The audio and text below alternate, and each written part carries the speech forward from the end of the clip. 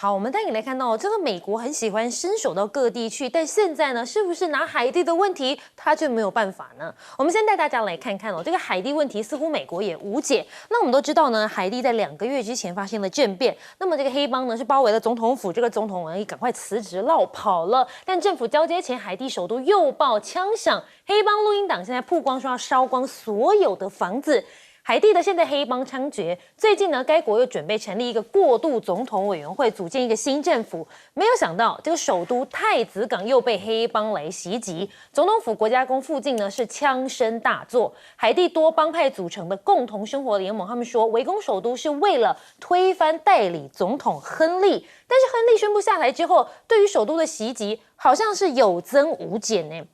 美国的前海地特使富特就讲到了，这个海地的危机解放或许就是让海地人自己乱搞一次。有人就认为这是不是代表美国无力阻止这个海地乱象，所以现在只好酸言酸语了呢？那么现在内威则逼刺杀揭开海地的悲剧命运。我们带你来看到的是，海地在20世纪初的时候遭到美国占领19年，是美国呢在拉丁美洲相交战争的一部分。表面上是海地无法偿还美国的债务，但真的原因是美国看中海地近巴拿马运河的战略位置。而且你要看到2010年海地大地震的时候，当时克林顿基金会援助海地为由，筹得了90亿美元的捐款。但近90%的捐款都落入了一些非海地的机构。当时呢的国务卿希拉蕊更以美国国务卿的身份来协助，但被发现根本没有海地人民福祉重建这件事情。所以有人就说，希拉蕊当时是利用国务卿的身份扶植了一个亲美政权上台，海地的政局就埋下了祸端，更开启了海地永无宁日的日子。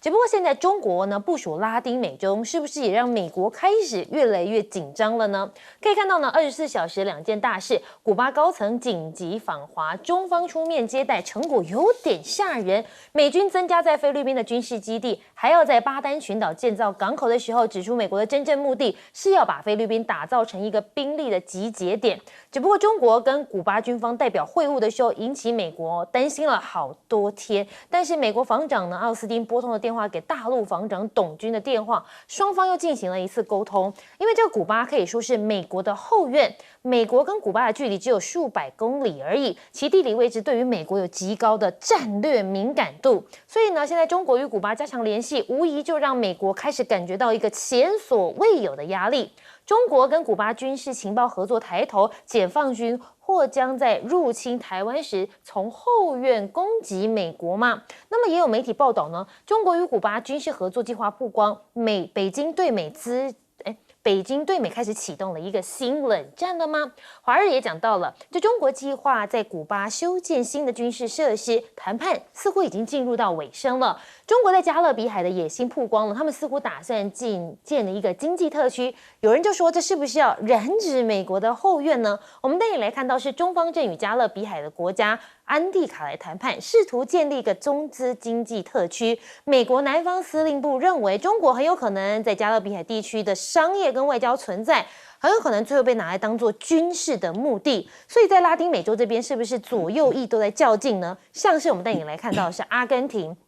他申请呢要进入北约全球伙伴，美国撬开中国金砖的墙角吗？阿根廷日前正式向北约提出意向书，申请以全球伙伴的身份进入北约。对于2023被金砖国家扩容成会员国的中国来说，可以说是背弃，也将影响阿根廷在金砖的地位与权利。但是相对来讲，你看这巴西总统鲁拉访哥伦比亚，左翼联盟对抗拉美激进右翼。巴西的总统鲁拉呢，跟哥伦比亚的总统来会面，两个人会晤呢，试图表明拉丁美洲的左翼领袖呢存在某种联盟，以对抗此地区的右翼跟一些激进右翼的成长。我们先来请教一下厉将军您怎么看现在的海地问题？是不是美国现在有点束手无策？其实如果说就海地问题来讲的话，任何一个国家都束手无策了。我们也看得出来，从海地现在状况也看到，美国对这个海地这个国家其实是一种种族歧视。我特别要强调其实海地是完全都是黑人的国家，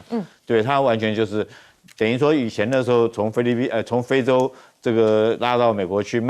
贩卖到美国去当黑奴的这人员的后代，后来他们在海地成立这个国家。当然，美国心态上面就瞧不起这些国家嘛。虽然他占领了他19年，但对这个国家完全毫无建设可言。到目前为止，到今天为止，对吧？海地来讲，连自来水都没有。所以任凭黑帮这个串行来讲，他的民众有时候连吃饭都有问题，他们真的是吃的所谓就是真的吃土啊，他要把那个土做成泥饼，再用果腹，所以把这个海地的民众非常可怜。那现在为什么叫代总统呢？因为他原来那个总统是被刺杀掉。那种刺杀过程也很精彩。2021年跟电视剧一样，所有黑帮分子冲进总统府里面，一阵乱枪就把总统打死了。结果后来剧情更是戏剧化哈。是。后来说主谋者可能是谁呢？是海地的夫人，总统夫人主谋者。去年出来说是海地夫人是主谋者，所以我们觉得这国家来讲，平常讲真的是没救。那之所以会沦落成今天来讲的话，美国你自己治理过这个国家。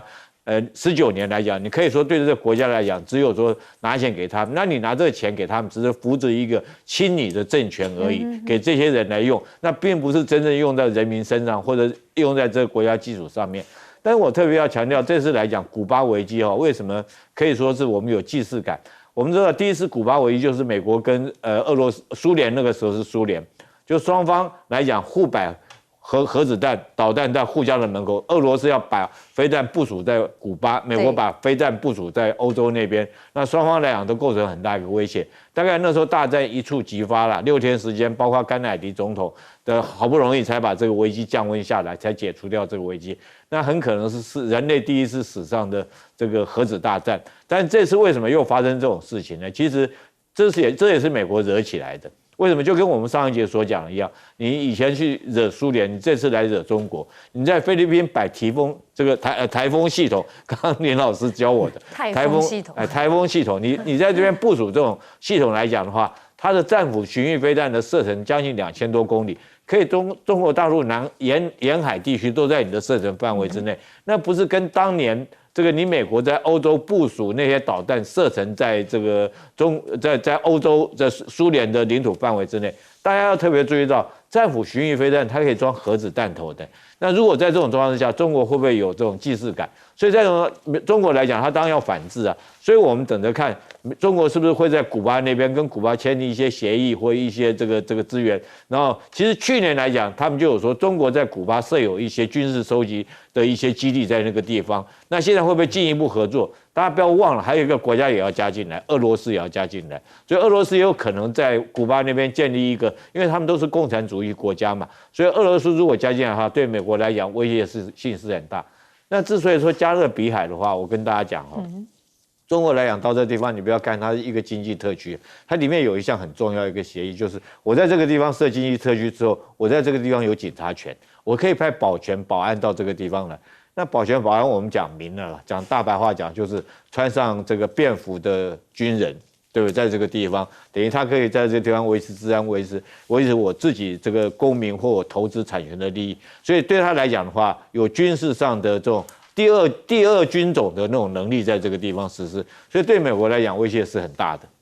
好，我们来问一下玉芳委员，你又是怎么看呢？因为现在中国开始在部署拉丁美洲了，这是不是也的确让美国开始很紧张了呢？拉丁美洲里面呢，有很多的反美的情绪存在。我到智利去访问，就在总统府的那个前面那个广场里面，导游就告诉我们说，这个智利总统阿耶德就在前面被杀了，那就中情局在后面主导了嘛，因为他把这个很重要的这个铜矿收归国有嘛，好，所以呢，美国就介入。美国在很多拉丁美洲的政变里面，都扮演角色，然后长期的支持右派的那个独裁政府，这样，所以拉丁美洲人对美国来讲，很多是没有好感的。尤其你现在讲阿根廷，那阿根廷是你拉丁美洲他们有一个组织嘛，拉美组织在华府都有一个这个前面一个大楼，他们就每年在里面开会。所以显然，美国是把拉丁美洲这些国家当作自己人嘛。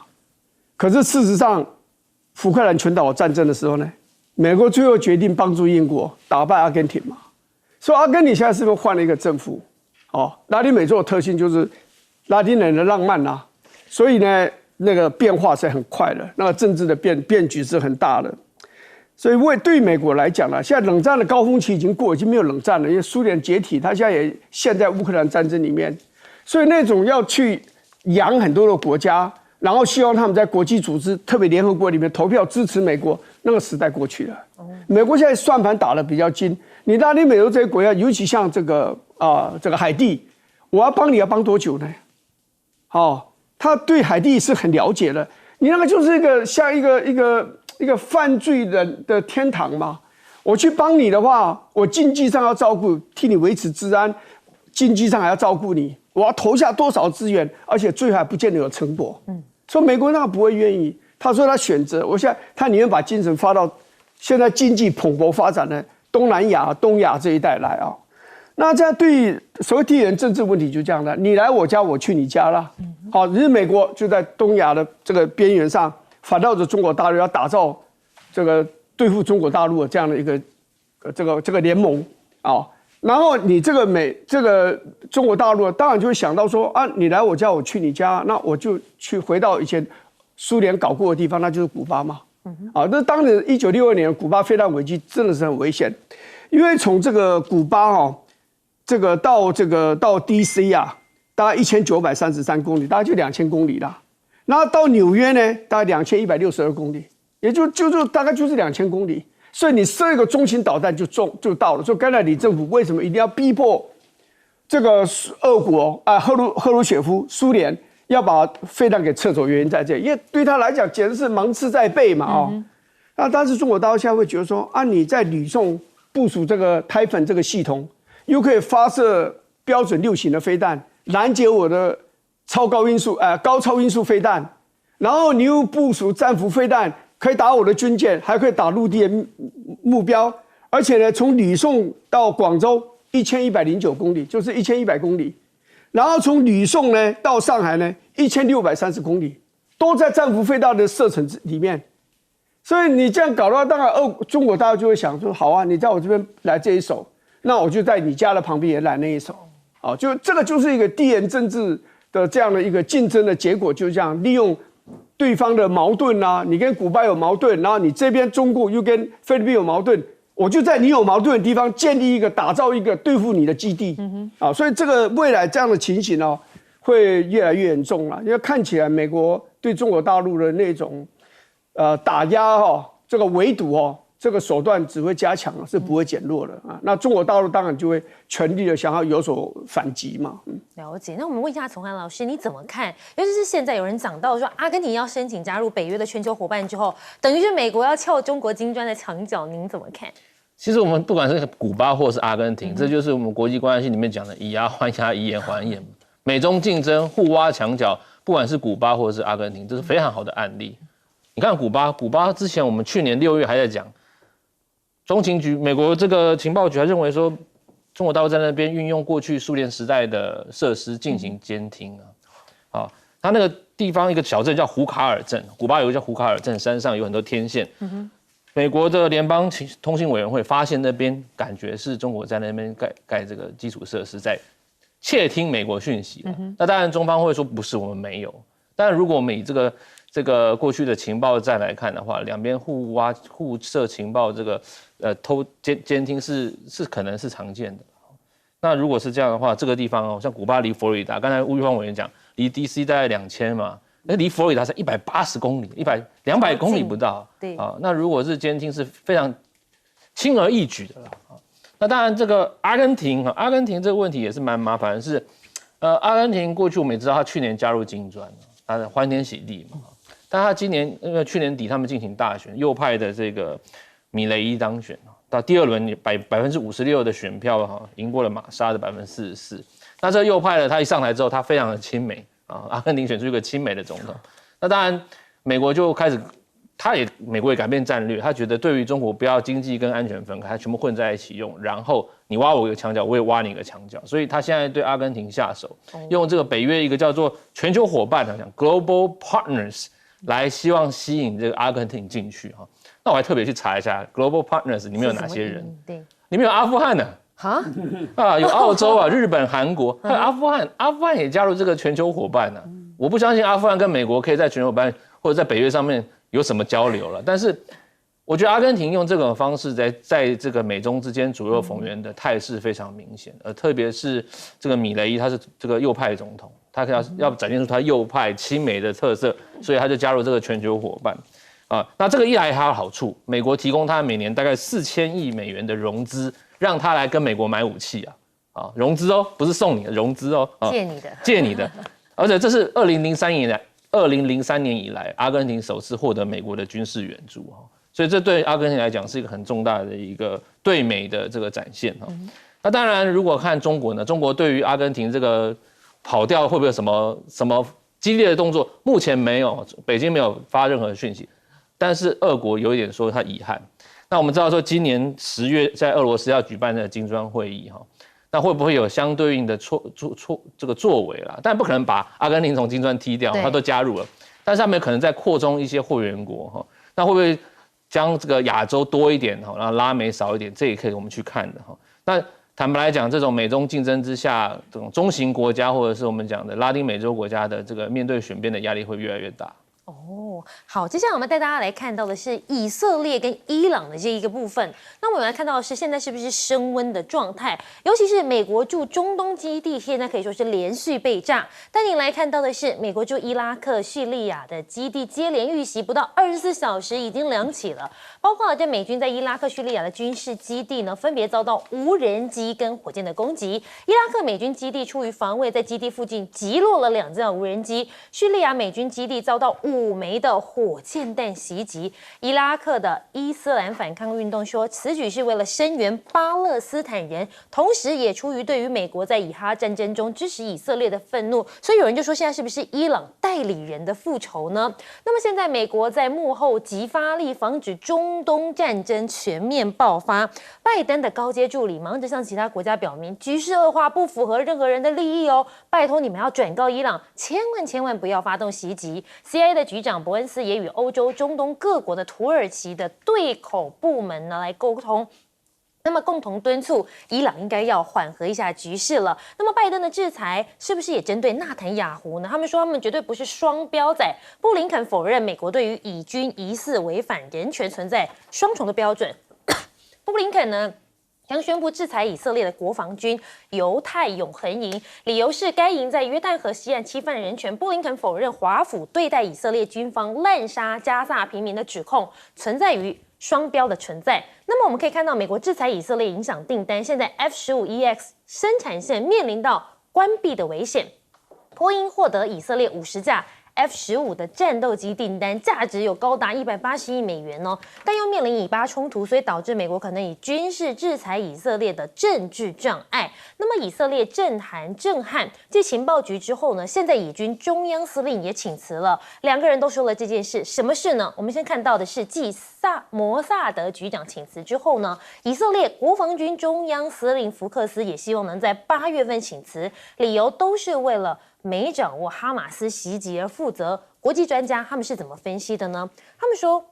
他们可能是来自于这个美方的压力啦。在美国宣布将对以色列的一些军事单位制裁之后呢，那么哈瓦利跟福克斯接连提出辞呈，很有可能都是为了这件事情再负责。只不过现在在美国内部挺巴的势力持续在延烧当中，包括了警方闯耶鲁、纽约大学抓学生、哥大，甚至还改成远距教学。你可以看到中东的局势日渐紧张之际呢，现在包括了耶鲁啦、哥伦比亚等等常春藤名校的学生都已经开始展开示威活动，声援巴勒斯坦，而且还要求这个美国国会你应该停止援助以色列。但校方呢却以违反校园规定为由，授权警方进入校园逮捕这些示威的学生，但示威活动并没有因此而停止甚至是扩大到哈佛、纽约、耶鲁大学等等的高等学校的学府。只是现在以伊冲突升温，军备竞赛。他们说呢，现在新的对抗迫在眉睫，包括了以色列、伊朗避免全面战争，但最近敌对行动的结果可能会引发新的军备竞赛。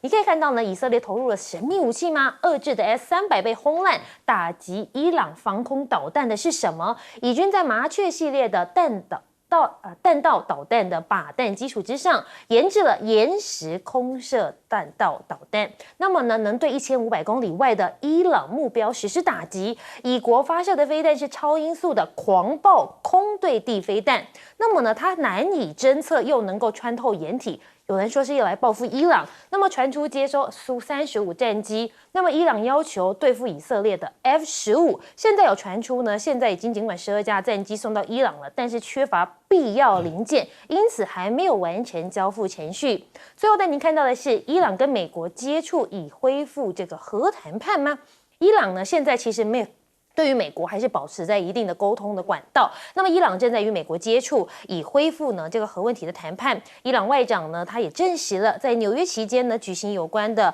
伊核协议谈判。分析呢指出，这个德黑兰领导层希望利用与这个以色列的军事冲突啊，作为重启核协议的杠杆，那么并解除对伊朗的制裁。所以现在我们想要来请教一下厉将军，您看一下，现在真的是代理人的战争吗？其实我们觉得很奇怪啊，这个美国经常用别的国家当他代理人去打仗，现在变成以色列想要用美国当代理人去替他打仗，这是很吊诡的事情。那我特别要讲啊，其实这次以色列跟伊朗的冲突来讲的话，大概就翻页过去了。可是这明战已经结束了，暗战来讲会持续不断，而且可能会继续加剧。譬如说，伊朗的它的这外围组织，包括民兵胡塞组织，或者是哈马斯或者黎巴嫩真主党，会加强对于这个以色列周边的一些美军基地的加强这方面的攻击，对不对？伊朗又躲到幕后去了，所以明战结束了，但是暗战来讲的话，开始会这个越来越演越烈，这是避免不了的一件事情。可是归根结底，这件事情是什么原因造成的？以色列跟伊朗冲突的，其实就是加沙走廊的问题嘛。就是伊朗就是为了说你这么不人道去攻打哈马斯，攻打加沙走廊，违背人道立场，所以说我才要对你实施攻击。那如果说这个问题原点没办法解决来讲的话，中东这个乱局短期间之内我们看不到结束。那现在我们也看到了。从以前大家都还蛮同情支持以色列的，现在来讲，由于他在加沙走廊的滥杀无辜，造成34000多名无辜的人民的伤亡死亡，其中包括很多的妇女跟这个儿童来讲的话，让世界上面很多人都看不过去，包括美国自己来讲也看不过去，所以拜登现在很为难。你看到这些大学生在那边示威，其实让我想起越战的时候也是大学生在那边示威，所以反战运动激昂起来。然后甚至里面那时候有一个反战示威的一个领袖人物叫克林顿，他后来当到美国总统，对不对？那个时候，那美国因为受不了这种学生现在开始反弹，有这种压力，可是美国自己本身来讲，他又受限于犹太的这些金主，他这些政治人物要选举来讲的话，他又必须要有钱。所以在这种状况下，我相信不管是拜登或川普，都是陷于两难的状态。他等于是美国的学运了。对，是美国学运，而且这个会越演越烈。如果说当这几所名校来讲带头来做抗议示威来讲的话，这个情形会越演越烈，短时间之内消不了火的，可能在拜登这个选举之前，可能消不了火。所以我觉得问题归根结底还是在加沙问题你要解决。但是加沙问题我们现在看起来是不太容易解决了，包括前一阵子联合国大会里面。对不对？这个总共15个国家投票，这个13国都同意说不要那个，就2个国家弃权，其中有一个是英国，是比较特殊的。英国原来就是巴勒斯坦这块土地的宗主国，他自己弃权的。那唯一一个投下反对票的，反而是美国。那可见的美国并没有意思要结束这场的战争，可是美国又很相对的。他在这边一方面要制裁纳坦雅胡，一方面又要在这个提供这些武器军备给以色列这些国防军，所以说美国现在来讲，我觉得他表面上面是说两手策略，但事实上我觉得美国现在也是陷于两难，因为国际舆论已经不再同情美国，不再同情以色列，所以后续来讲的话，他们要怎么样来面对这个事情，我觉得要回归于原点，就是说你最好还是能够接受2国论，不然的话这个事情可能没完没了，永远是世界上面人类永远的痛。好，我们休息一下，广告回来之后带您继续分析国际局势。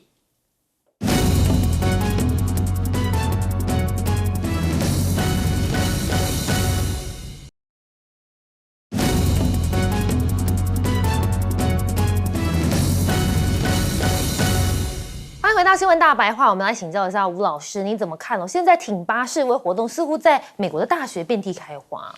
是哦，我们先看这个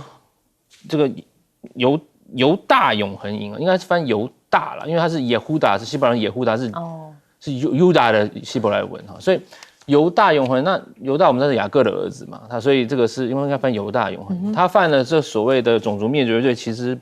不是空穴来风啦，其实美国已经早在调查他了啊。那当然，从2022年开始，美国就来调查犹大航营他们是不是有犯了在约旦河西岸，因为他们驻扎地主要在约旦河西岸那边犯了一些种族灭绝了。但是因为过去这个美国跟以色列的关系，就像老大跟小老弟这样，甚至川普跟纳坦雅胡关系都很好。那如果是这样的话，他们一直不想要真正把这个事情揭露出来。但是这一次，我想他们因为这个有个80岁的这个巴勒斯坦的老先生，貌似是被他虐杀了。那这件事情爆出来，那当然这个纳坦雅胡他非常就是否认，他觉得你们制裁我太夸张了。对，因为你不知道他那个人80岁的老先生到底是不是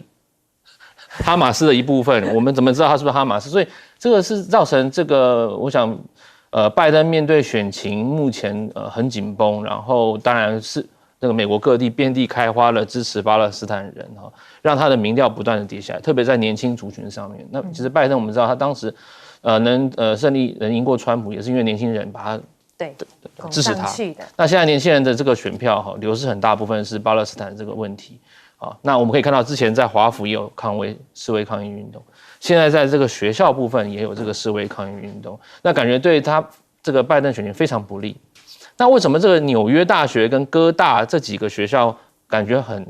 抗议很凶，可是校方会很强硬呢？对呀。其实你知道纽约大学跟哥伦比亚大学它有个特性，他们都是犹太人盖的。纽约早期的时候，他们在盖这个大学的时候，就盖了一个所谓常春藤哥伦比亚大学，这是让所谓全世界这个 reputation 比较高的。那纽约大学一开始是给纽约市当地人念的，然后后来这两个学校越做越好，纽约大学的排名也一直往上跑，甚至在全球各地盖分校，他们的主要都是这个犹太人盖的，那你就知道校方对犹太人的支持是非常大。那你说耶鲁早期他盖的时候，主要也是做神学，研究希伯来文。那当然这个方面，我觉得犹太人的影响力还是很多。所以为什么当学生在那边抗议啊，支持巴勒斯坦的时候，校方非常重视这个东西，它还是有它的背景因素在这里。所以我们还是不能忽视，就是接下来这个所谓支持巴勒斯坦运动，在年轻人是不是在蔓延会造成拜登的影响，这点我们要继续看。好，广告回来之后，我们再来请玉芳委员跟我们讨论一下，这学运是不是遍地开花？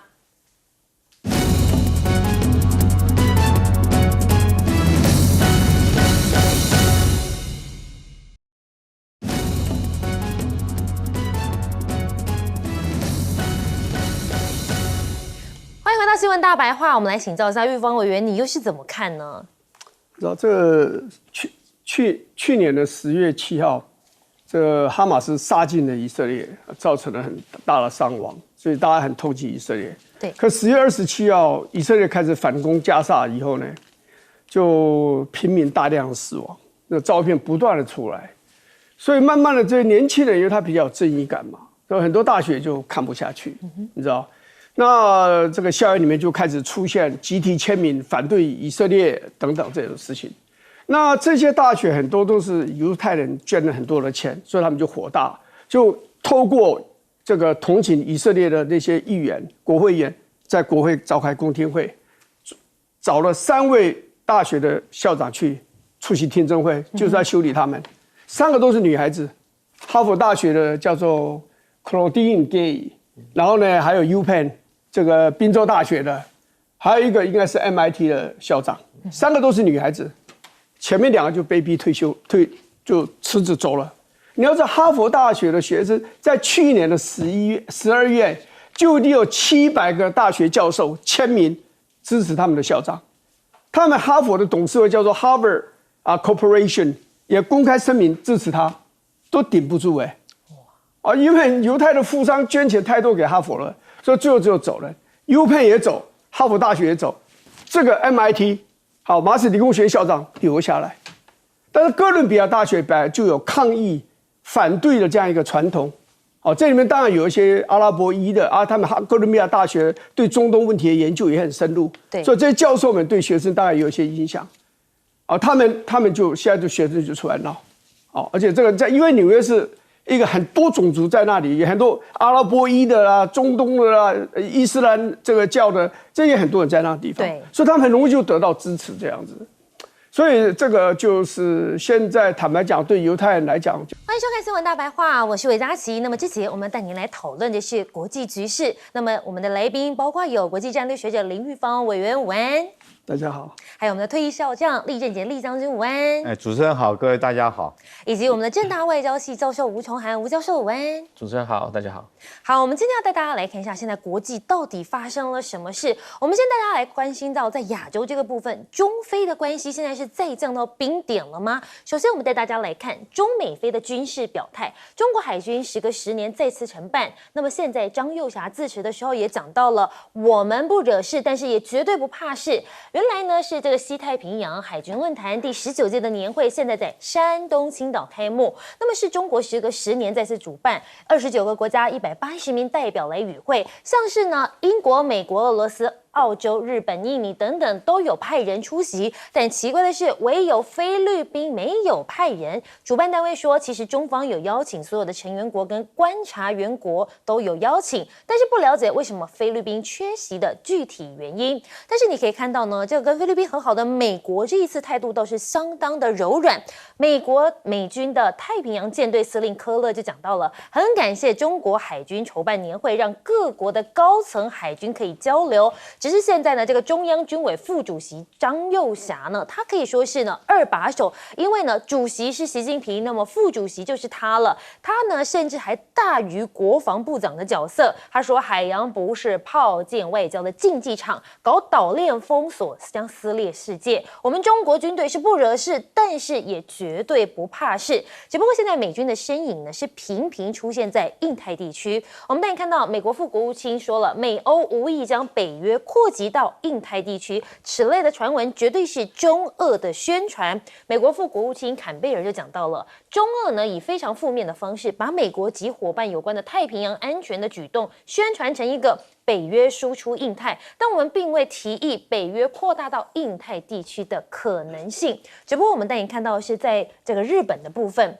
美军确定加入搜救，日本自卫队2个直升机失事的时候，现在呢美军也加入了搜救的行列，但是现在有7个人还是失踪的状态，因为日本自卫队2架巡逻直升机4月20号在训练的过程当中疑似相撞，导致坠毁于伊豆群岛的海域，机上8个人只有1个人被找到，但经抢救已经死亡了，其余的7人到现在都还行踪不明。日本的防卫大臣呢就讲到了，美军将参与未来的搜救任务，所以有人就好奇了，是不是美国紧锣密鼓的跟美军来做演习呢？那么现在菲律宾呢，以美抗中难道是已经是越做越多了吗？挑战中国底线，美菲军演首次突破菲律宾领海，把台湾附近的水域也都给纳入了进去。美菲这一次肩并肩军演，首次突破菲律宾领海范围，那么进入面向南海的西部巴拉望省外海。那么美菲军队还模拟练习集成敌舰，还有夺回这个菲律宾的岛屿。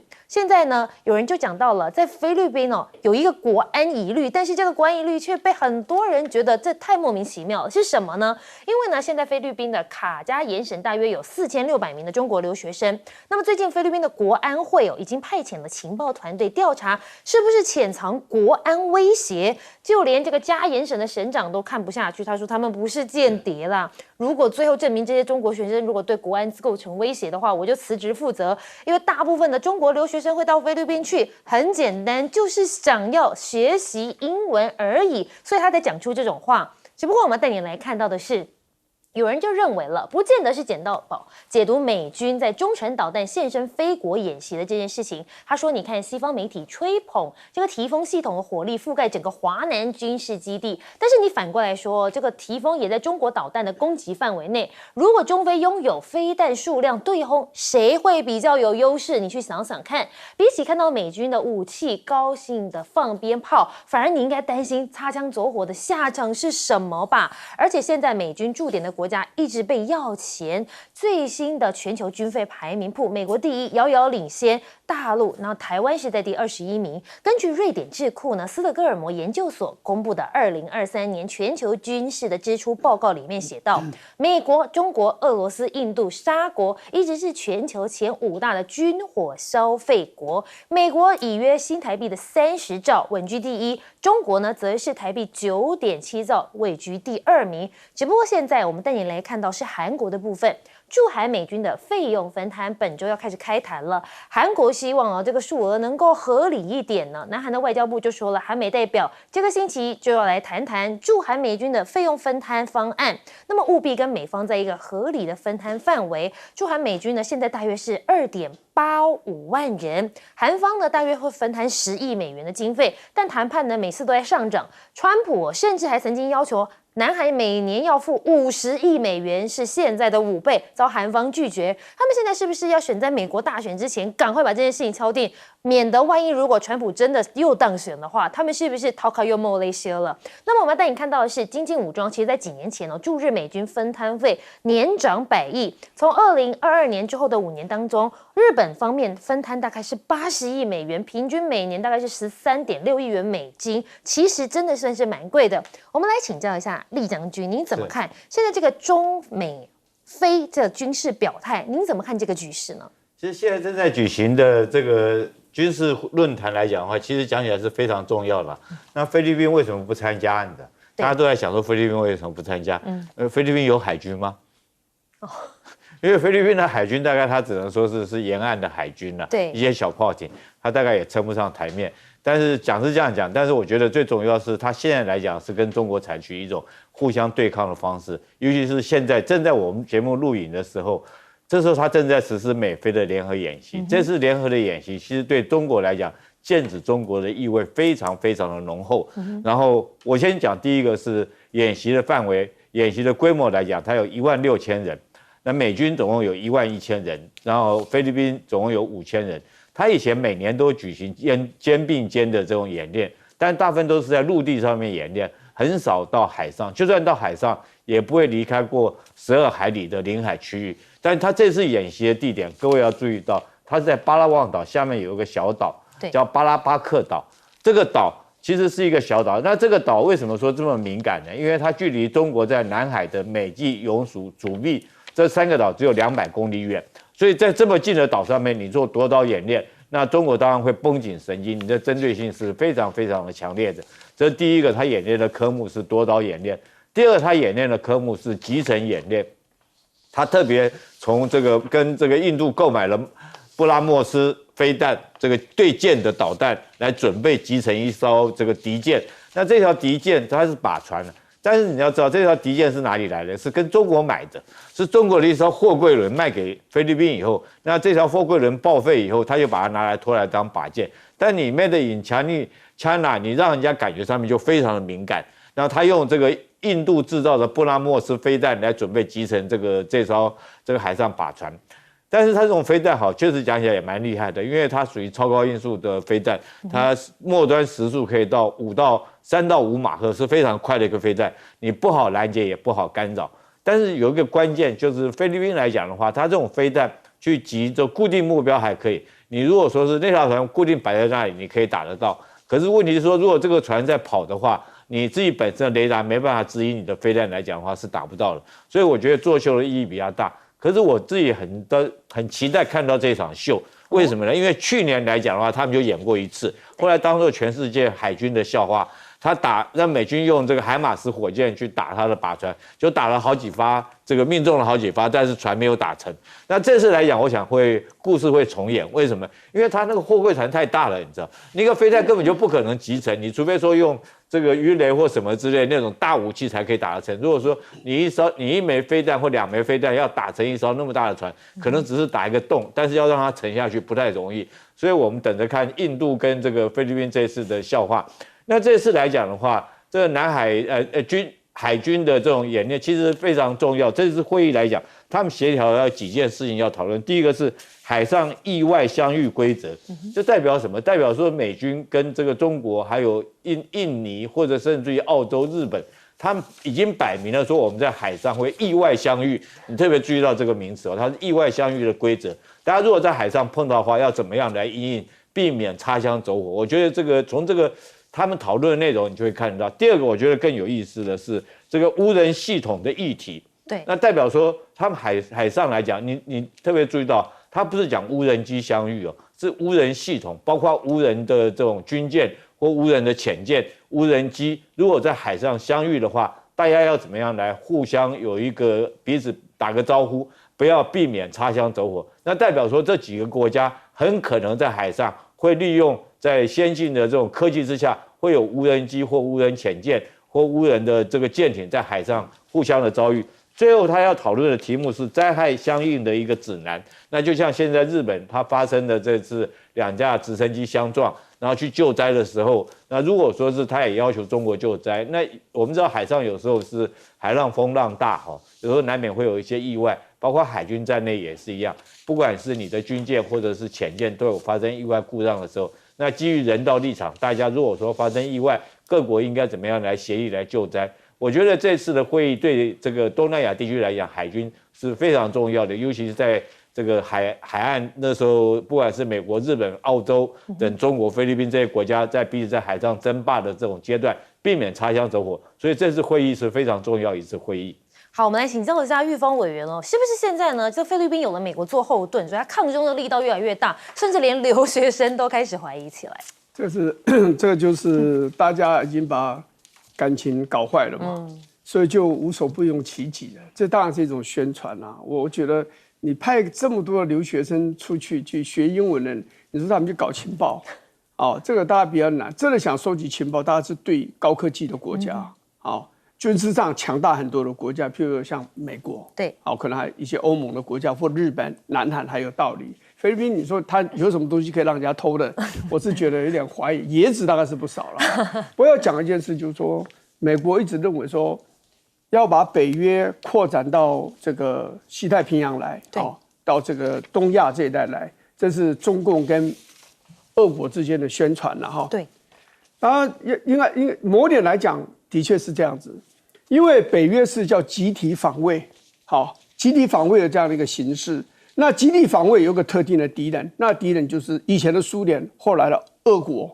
那我们把这些国家全部团结起来，我们透过这个北大西洋公约组织这个组织，整合资源、整合力量，然后来对付你俄国。那他在亚洲，他说我们有这样的一个集体防卫的机制啊，以前叫东南亚公约组织啊，那个已经没有了嘛。对，好，那所以你这样子讲，我就是恶意的宣传嘛。那要这样子看啊，就是说，名义上的确没有，实质上会不会有这样的一个效果哦？因为你现在整个美国在中心啊，在一个中心，然后呢，你结合了日本，你又结合了这个南韩啊，你又结合了这个台湾，然后你结合了菲律宾，还加上比较远的澳洲啊，有时候可能加上纽西兰，那你这样的一股力量，你结合他们，你要目标是什么？目标是中国大陆。所以对于中国大陆就认为说，其实你就在构建一个亚太地区的一个北约嘛，我倒觉得从某一个系统来看啊，譬如说我们刚刚讲说，你们讲说提风系统，其实这个发音是错误的。我觉得我在这个地方稍微纠正一下，那个叫台风，不是台风，台风就是台风啦，那个叫台风，台风是这个希腊的古希腊时代的一个神的家族的里面一个成员，是这个家族比住在奥林匹亚山上，奥林帕斯那个山上的那个神还更早，他们后来被打败了。那泰勒是其中一个成员，年轻的成员，他可以控制那个风的，所以他是一个半神半兽的怪物的这样的一个神，所以这个字要念台风，绝对不能翻成台风、泰风啊，提风是不对的，可要把它翻成泰风，它不是顶泰风了那要讲的就是说，你看这个台风这个系统呢，对，美国有，日本有，然后这个南韩有，澳洲也有，现在他准备给菲律宾，他借着这次演习把这个系统引进，我相信他走了以后，这个系统会继续在，会继续部署在吕宋岛那个地方。那这样子，你就从这个系统去看，他有没有建构一个同样系统的武器然后呢要对付一个同一个目标。这个地方你可以看出来是没有集体防卫之实之名，但是有集体防卫之实啦。所以这个是大概这样的一个形象会越来越浓，因为他现在要结合日本嘛，结合那个印度嘛，所以这一条线从东北亚一路拉到印度，所以怪不得他要改名，叫做印太防卫司令部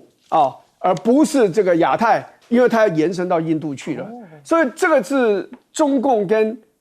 俄国大概会比较受不了，说你没有叫做小北约，但是你事实上就在做北约正在做的事。你在欧洲对付俄国，那你现在在亚太地区就是要对付中国大陆，是会这个样子。我们来问一下崇涵老师哦，因为2024美国选举要到了，那么现在是不是他们也担心川普上任了，所以赶快把这个分摊军费谈好，免得到时候又要分更多的钱？当然，川普第一任的时候，他一上台就讲日韩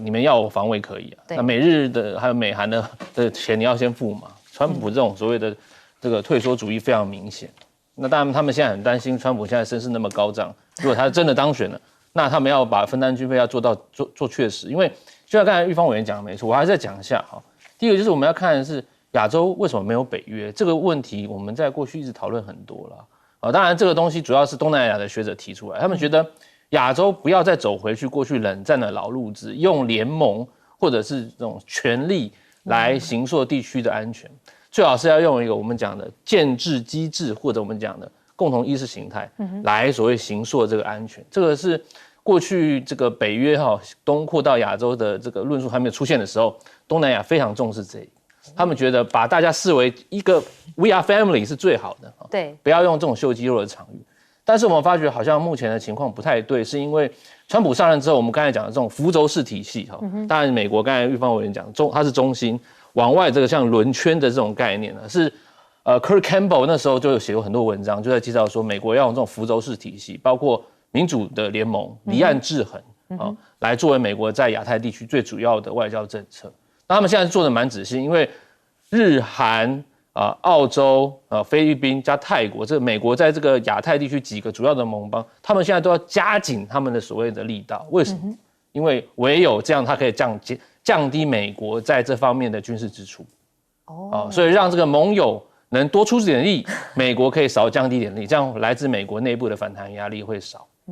那现在他们最主要做的就是菲律宾。菲律宾我们刚才讲了，其实刚才厉将军也讲得非常好，就是为什么他会在这个什么储币礁啦、美济礁前面要秀肌肉，因为那几个礁中国大陆在那边已经建设非常好，它不但填岛，它上面盖跑道、雷达跟飞弹设施都有了。但是他们现在最主要还有几个争议点是在铁线礁跟所谓仁爱礁。我们之前就讨论过，仁爱礁这个所谓马德雷3号在那边非常大的问题，因为两边在冲撞。铁线礁现在也是要冲撞。菲律宾说，我有派人去观察，发现很多土堆，那土堆是什么？我们就不用讲了，那可能是准备要盖的。那如果是这样子，他们就要做更多的所谓的军事演习来抵抗这个所谓的更多的造岛礁的这个动作。那当然，这个日本跟菲律宾接下来有很多的我们讲的合作，包括这次岸田访问美国之后，他就提出了所谓的政府安全保障能力强化资源，就 OSA， 简单讲就是要给菲律宾雷达，他们就要给菲律宾雷达来保护他们。所以日本过去一直来讲都是用外援在协助东南亚国家，我们讲 ODA 啦，政府官方援助，但是他现在要扩充到这个 OSA， 用安全的方面来协助东南亚国家。菲律宾就是他们的最主要的实验场。那如果是这样的话，那就符合美国人讲的，不仅是日美非美美日美菲，那日菲之间也要加强合作，这是美国人非常重视的，你第三方也要合作。